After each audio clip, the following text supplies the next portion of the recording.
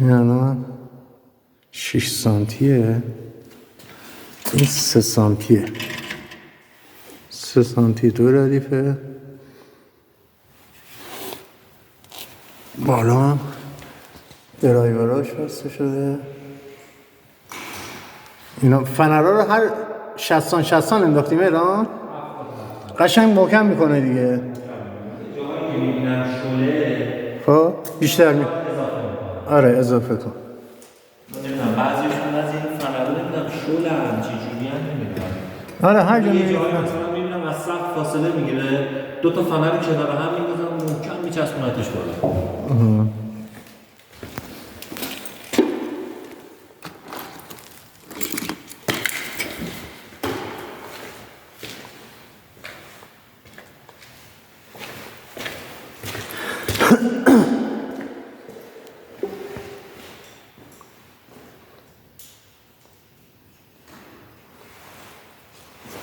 اونجا رو نصب کردیم دیگه، لاینر رو نصب شده.